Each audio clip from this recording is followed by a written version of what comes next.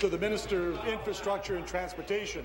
Minister, along with my colleague, the member for Timiskaming, we met about a month ago to talk about the state of the highways in Northern Ontario and about how the winter road maintenance that is going on right now is quite frankly substandard, full of highway closures. I'm going to have a page come over here and show you the picture that was taken yesterday on Highway 11 outside of Hearst. The road there was closed, Minister, when there should have never been a closure. It's not as if it never snowed in Northern Ontario. What's wrong is the standard to which those contractors are being held to maintain the highways are lesser than they were when the Ministry of Transportation used to do them. You said you were going to look into this matter. Why are highways still being closed on moderate snowstorms in Northern Ontario? Thank you. For Transportation and Infrastructure.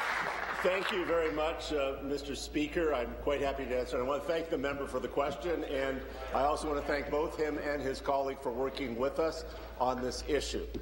As the member knows, the standards have not changed, I appreciate the concern, and I want to say, Mr. Speaker, I do believe this is a very sincere concern, one that I share.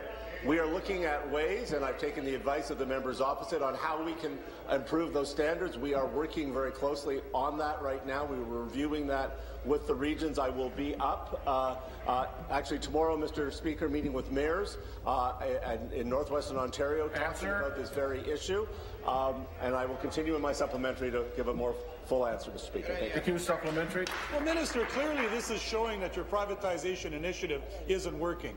You're trying to get contractors to maintain a highway to a lesser standard than we used to ourselves when we used to maintain those highways.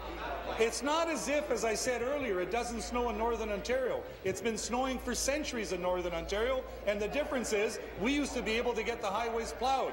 So I'm going to ask you again, will you reverse the decision of your government to privatize, or at the very least increase the standards in those contracts so we can drive on those highways and not see closures like we did yesterday?